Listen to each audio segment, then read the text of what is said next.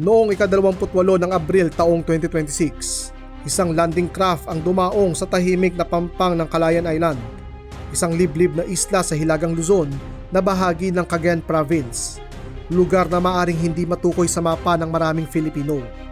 Mula sa sasakyang pandagat ay maingat na ibinaba ang dalawang makabagong armas. Una ay ang HIMARS, isang fast mobile rocket artillery system, at ang ikalawa, ang Nemesis, isang unmanned anti-ship missile system na ginawa upang umatake sa mga barkong pandigma mula sa kalupaan. Bahagi lamang ito ng Balikatan 2026, ang joint military exercises na sinasagawa ng Pilipinas at ng kaalyado nitong Amerika upang maghanda at aralin ang sistema ng kanilang militar. Ngunit hindi random na desisyon kung bakit sa Calayan unang inilapag ang mga missile system na ito. Sa mga nakalipas na taon, ilang beses nang dinala sa Hilagang Luzon at sa mga isla ng Batanes ang mga radar, missile, air defense system at libo-libong mga sundalo mula sa Pilipinas at mga kaalyado nito dahil sa napakalaki nitong strategic value. Sa mata ng mga military planner, ang Luzon ay hindi lamang ang pinakamalaki at pinakamataong isla sa Pilipinas. Ito ang nagdurugtong sa tatlong posibleng battlefield ng digmaan: ang West Philippine Sea sa kanluran, ang Luzon at Taiwan Strait sa hilaga, at ang malawak na Philippine Sea sa silangan. Ito ang ating episode ukol sa Frontline Luzon, bakit susi ang Pilipinas sa digmaan sa hinaharap. Upang maunawaan mo ang halaga ng Luzon, kailangan muna nating tingnan ang mapa, hindi lamang ng ating bansa kundi ng buong silangang Asya.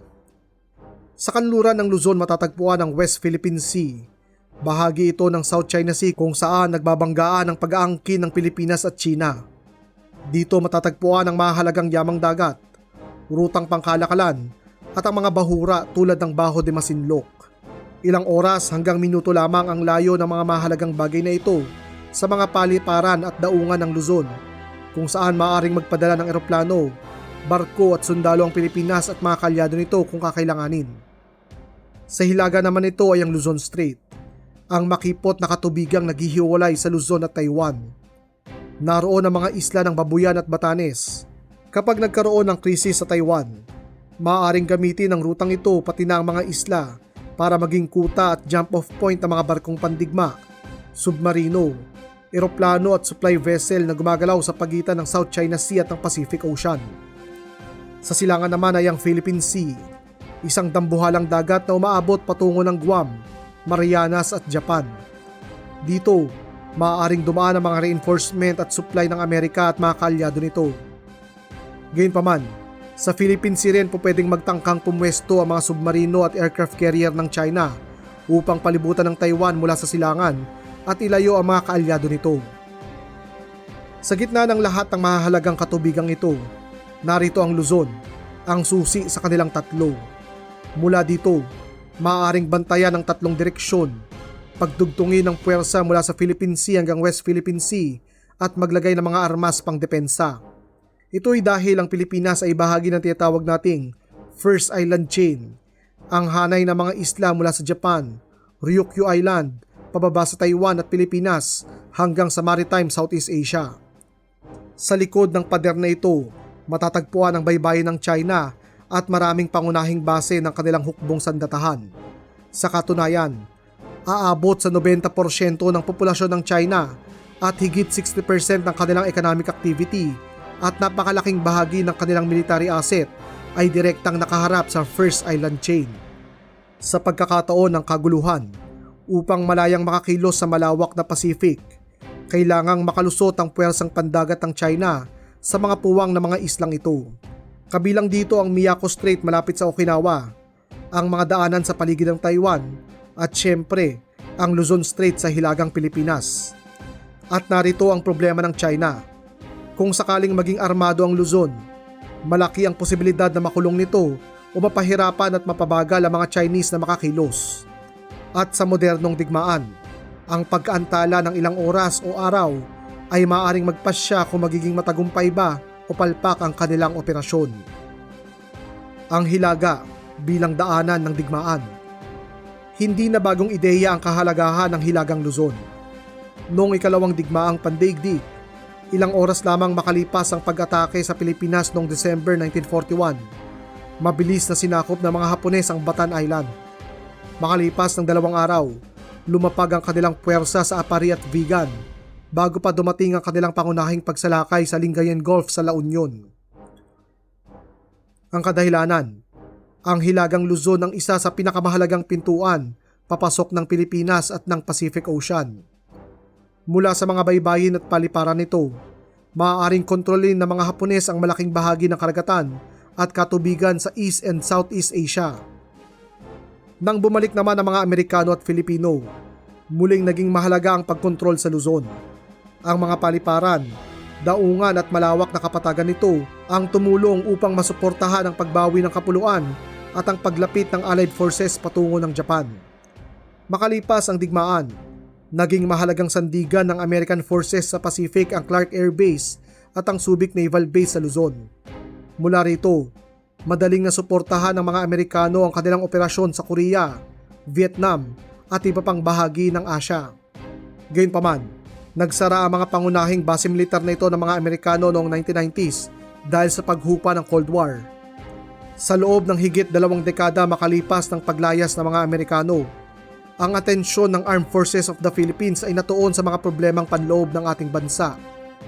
Ang karaniwang laban ay nasa kabundukan, kagubatan at tiblib na pamayanan. Kailangan dito ng light infantry, maliliit na unit, helicopter at mga sundalong kayang habulin ng gerilya sa lupa. Mahalaga ang mga misyon na ito. Ngunit habang nakatuon ang malaking bahagi ng pondo at pagsasanay sa panloob ng seguridad, nananatiling limitado ang kakayahan ng Pilipinas sa modernong air defense, maritime surveillance, long-range missile at malalaking barkong pandigma. Samantala, ang paglisa ng mga Amerikano sa West Philippine Sea ay maghahatid ng malaking pagbabago sa geopolitics. Sa Hilaga, isang panibagong banta ang lumitaw at wala na sa posisyon ang dating alyansa para pigilan ito. Ito ang People's Republic of China. Lumawak ang presensya ng China sa Southeast Asia, partikular na sa pinag-aagawang dagat ng South China Sea at West Philippine Sea. Sa pinag-aagawang teritoryong ito, nagpagawa ang mga Chino ng mga serye ng mga militarized artificial island na mayroong mga radar, paliparan, missile at maging mga fighter at bomber plane. Ang mga gawaing ito ng China ay nagresulta sa pagdami ng komprontasyon sa West Philippine Sea. Kasabay nito, lalong naging mas agresibo at mas malalaki ang mga Chinese military exercise sa paligid ng Taiwan. Para solusyonan ito, noong 2024, formal na ipinakilala ng Department of National Defense ang Comprehensive Archipelagic Defense Concept. Sa madaling salita, kinakailangang matutong ipagtanggol ng Pilipinas hindi lamang ang lupang tinitirhan natin, kundi ang buong kapuluan, kasama ang ating territorial sea, airspace, exclusive economic zone, at malalayong maritime approach. Malaking pagbabago ito sa paraan ng pag-iisip ng mga military at political leadership ng ating bansa. Sa lumang sistema, ang katanungan ay, paano natin nahahabulin ang kalabang nakapasok na sa ating bansa? Sa bagong konseptong ito, ang katanungan ay, paano natin makikita ang kalaban, mapipigilan at mapapahirapang lumapit sa atin? Dito nakaugnay ang Re-Horizon 3, ang malawakang modernization ng AFP na maaaring umabot ng humigit kumulang 1.9 trillion pesos sa loob ng isang dekada. Kasama sa mga priority purchase nito ang mga multi-role fighter, mga frigate, submarine, radar, air defense at maging shore-based missile. Ang bagong defense network ng Luzon. Hindi ito nangangahulugan ng pagbili lamang ng mga makabagong missile. Ang tunay na lakas ng Luzon ay manggagaling sa isang magkakaugnay na network na may 4 na bahagi. Mga base, mga mata, mga ngipin, at ang kakayahang panatilihing buhay ang lahat ng ito. Una, ang mga base at daanan. Sa ilalim ng Enhanced Defense Cooperation Agreement o EDCA, maaaring magpadala ng puwersa ang Amerika sa mga piling na pagkasundoang pasilidad para sa rotational presence, pagsasanay, pag-iimbak ng kagamitan, at pagtatayo ng infrastruktura. Ngunit nananatiling pagmamayari at nasa kontrol ng Pilipinas ang mga lokasyong ito. Hindi tulad ng mga US bases noon na meron silang extraterritorial rights o tinuturing na US territory sa loob ng Pilipinas. Ang mga EDCA sites ay nananatiling kontrolado ng mga Filipino at masasabing ipinahihiram lamang sa mga kaalyado natin. Sa kasalukuyan, mayroong 9 na EDCA site sa ating bansa at noong 2023, idinagdag dito ang 4 na bagong lokasyon. 3 rito ay nasa Hilagang Luzon, ang Naval Base Camilo Ocias sa Santa Ana, Cagayan, ang Lallo Airport sa Cagayan, at ang Camp Melchor de la Cruz sa Gamu, Isabela. Ang ika-4 naman ay nasa Balabac, Palawan, nakaharap mismo sa timog ng West Philippine Sea. Bakit mahalaga ang mga ito? Sa pamamagitan ng maraming EDCA site, maaaring ikalat ang mga kagamitan sa maraming lokasyon tulad ng imbak ng mga missile, eroplano, armas, radar at marami pang iba. Kung mas marami ang posibleng paliparan at kampo, mas maraming target ang kailangang hanapin at bantayan ng kalaban kaysa sa 1 o 2 higanteng base militar lamang. Ikalawa, ang mga mata ng hukbo. Bago makapagpaputok ng isang missile, kailangan muna nitong malaman kung nasaan ang target. Kaya maaaring mas mahalaga pa sa missile launcher ang mga radar, satellite, drone, patrol aircraft at barkong nagpapadala ng mga impormasyon. Sa taong ito, 2026, formal na iniabot ng Japan sa Pilipinas ang 5 coastal surveillance radar. Kapag naikonekta ang mga ito sa radar ng Philippine Navy at Air Force, lahat ng datos mula sa Coast Guard, eroplano at maging mga kaalyado nating bansa ay magiging integrated na kung saan hindi lamang basta lalawak ang nakikita nating bahagi ng karagatan, kundi makakapagtulungan din ang ating mga military asset. Ikatlo, ang mga ngipin. Kapag natukoy at nasundan na ang target, tsaka papasok ang mga sandatang iniipon ng ating bansa para hadlangan ang mga ito. Una dito ay ang BrahMos, ang pinakaunang malaking shore-based anti-ship missile system na pagmamayari mismo ng Pilipinas. Ang BrahMos ay may bilis na aabot ang 2.8 Mach o halos 3 beses na mas mabilis sa tunog at kayang lumipad ng bababa para hindi mahanap ng mga radar ng kalaban. Meron din itong dalang payload na aabot ang 300 kg na pampasabog, sapat para palubugin ang isang standard warship. Noong November 2025, ipinakita ng Philippine Marine Corps ang una nating BrahMos battery at noong Balikatan 2026, isinama na ito sa ating simulation ng coastal defense. Sa kasalukuyan, mayroon na tayong 3 o higit pang BrahMos missile battery at patuloy itong nadaragdagan sa mga susunod na taon. Bagamat hindi naman natin pagmamayari, kasalukuyang nakadeploy din sa Luzon ang kinatatakutang Nemesis ng United States Marine Corps. Mas maliit at mas madaling ilipat kaysa sa malalaking missile battery. Ang Nemesis launcher ay walang sakay, maaaring buhatin ng mga eroplano o landing craft at dinisenyong magpaputok at mabilisang lumipat ng pwesto. Mayroon itong range na aabot ng 250 kilometers mula sa baybayin na may payload na aabot naman ng 150 kg, sapat para wasakin ang anumang target na tamaan ito. At dahil wala itong sakay na tao, angkop ito sa mga liblib na isla ng Pilipinas kung saan maaari itong magtago, tumira at mabilisang tumakas. Ang Nemesis launcher ay isang sea denial weapon, kung saan kapag inilagay ito sa isang lugar, mapipilitan ang mga barko ng kalaban na lumipat ng pwesto o di kaya'y dumaan sa mga lugar na mas madaling mapredict o bantay sarado ng Philippine Forces. Una itong dinala sa Batanes noong Balikatan 2025 at muling nakita sa Calayan at iba pang isla sa Hilagang Luzon. Ang ikatlo naman ay ang Typhoon Mid-Range Capability o mas kilala bilang Typhoon Missile System ng US Army. Una itong dinala sa Pilipinas noong 2024 at kasalukuyang nakadeploy sa Hilagang Luzon din.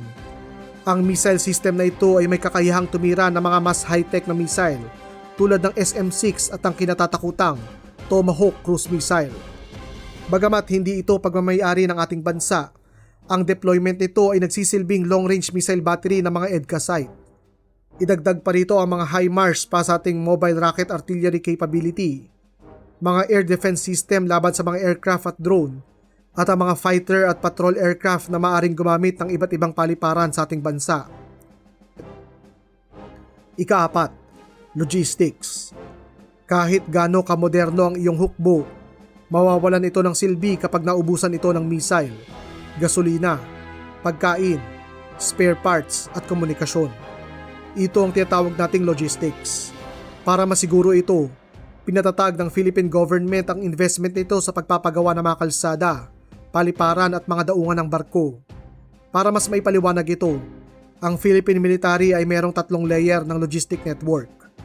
Una ay ang mga rear hubs, mga malalaking pantalan at paliparan ng Central Luzon na tatanggap ng bulk cargo, mga sasakyan, gasolina at reinforcement. Ang mga halimbawa nito ay ang Subic Freeport at ang Clark Airport kung saan ang malalaking kargamento ay darating mula sa mga international bases ng USA tulad ng Guam, Okinawa at iba pa. Mula sa mga rear hub, sunod ay ipadadala ang mga supply at kagamitan sa mga tinatawag dating intermediate hub. Dito, hinahati-hati ang mga bulk cargo at kagamitan sa mas maliliit na mission packages. Dito rin nagaganap ang pagpapalit ng mga transportation vehicle mula sa mga civilian truck at eroplano patungo sa mga military vehicles tulad ng C-130, mga helicopter at barko. Ilan sa mga halimbawa nito ay ang Basa Air Base, Fort Magsaysay, Camp Melchor de la Cruz, Lalo Airport at ang Naval Base Comilo Osias. Ang panghuli ay ang mga forward nodes. Ito ay maliliit at pansamantalang pwesto na mayroong sapat na supply at armas para suportahan ang mga operational bases ng hukbong sandatahan.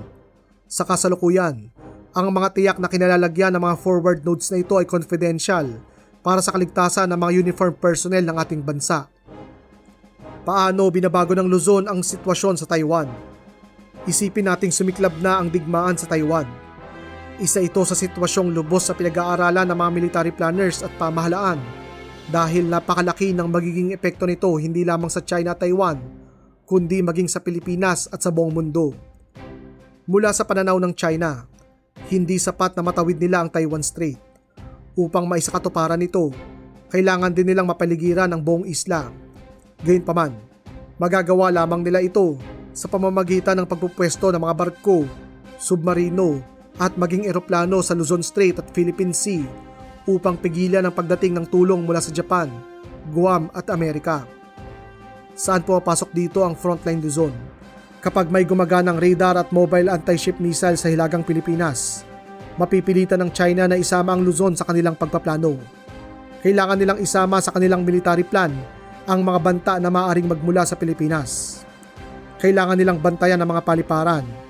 Kailangan nilang maglaan ng drone, aircraft, missile at intelligence asset upang masiguro na walang panganib na magmumula sa kanilang timog. Kahit walang aktibong pagsalakay mula sa Pilipinas, mahahati na ang presensya at atensyon ng mga Chinese. Sa military strategy, napakahalaga nito. Tandaan natin na ang puwersang abala sa paghahanap ng launcher sa Cagayan ay puwersang hindi nagagamit sa ilang bahagi ng labanan sa Taiwan. Mula naman sa pananaw ng Amerika at mga kalyado nito, nagbibigay ang Luzon ng southern flank sa ilalim ng Taiwan. Kung wala silang puwersa sa Luzon, ang magiging pinakamalapit na puwersang maaring maging banta sa Chinese forces ay ang kanilang mga sundalo sa Guam. Ngunit kailangan nating linawin, ang pag-atake sa Taiwan ay hindi otomatikong nangangahulugan na sasabak agad ang Pilipinas sa digmaan. Hindi otomatikong binibigyan ng EDCA ang ibang bansa ng walang limitasyong karapatang gamitin ang ating teritoryo para sa anumang operasyon. Mananatiling ang Malacanang ang merong ultimate authority na magdesisyon kung paano gagamitin ang mga base militar na ito sa Luzon. Gayunpaman, lubos na magiging mahirap ang sitwasyon ng Pilipinas kung sakaling magkaroon ng salpukan sa Taiwan. Dahil napakalapit lamang ng Taiwan sa Philippine territory na merong layong 98 kilometers lamang sa pinakamakitid, maaaring pumasok sa ating airspace at karagatan ang mga aircraft, missile, barko at maging mga refugee kapag nagsimula na ang labanan. Sigurado din na maapektuhan ang supply natin ng langis, pagkain, internet at kalakalan. At higit pa sa lahat ng ito, may ipit din sa kaguluhang ito ang humigit kumulang 200,000 na mga Filipinong naninirahan at nagtatrabaho sa Taiwan. Kung kailangan silang ilikas, malamang nagaganap ang Hilagang Luzon bilang receiving area, supply hub at pansamantalang kanlungan ng mga ito.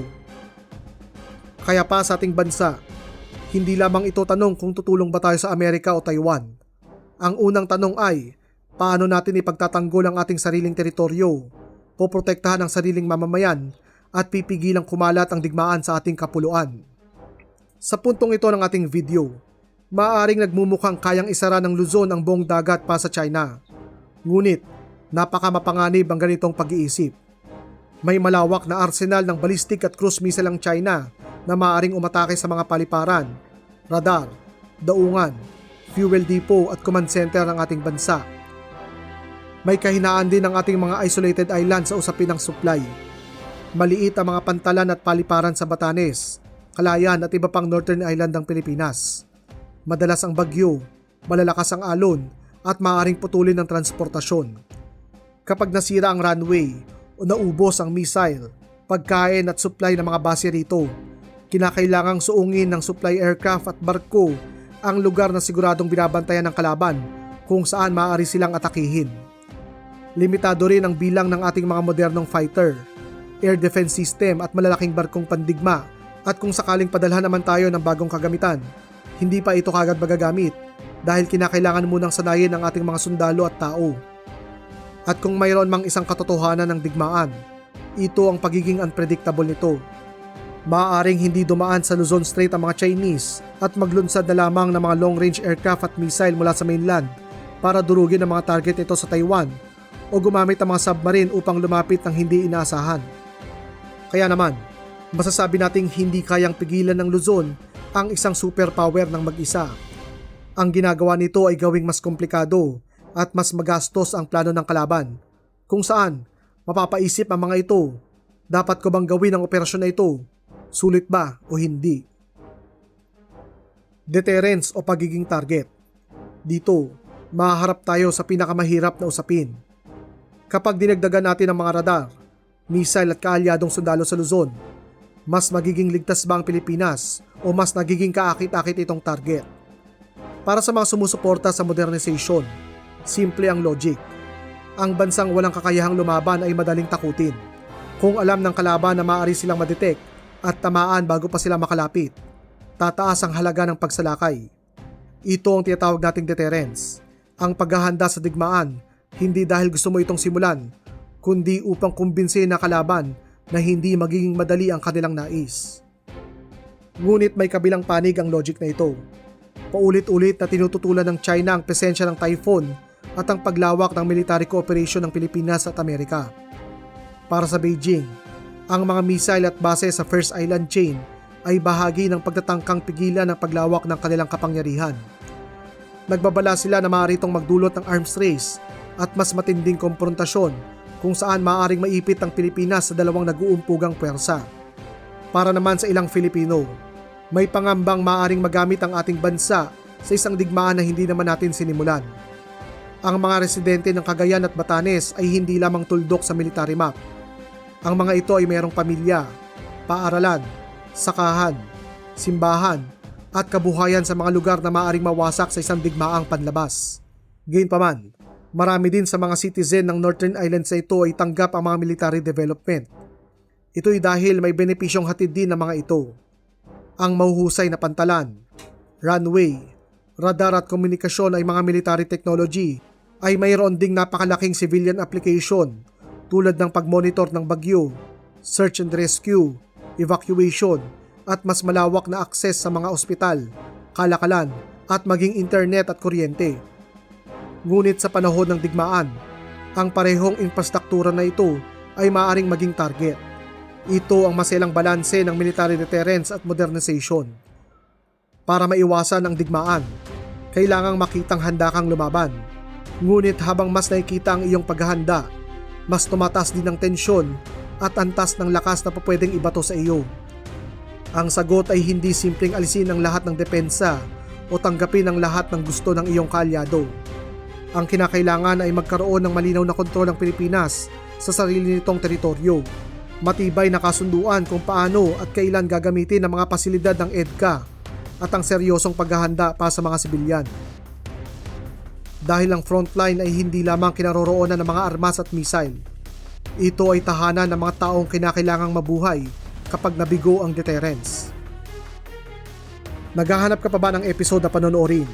Kung oo, nais kong irekomenda sa inyo ang ating episode ukol sa Lakas ng Armed Forces of the Philippines.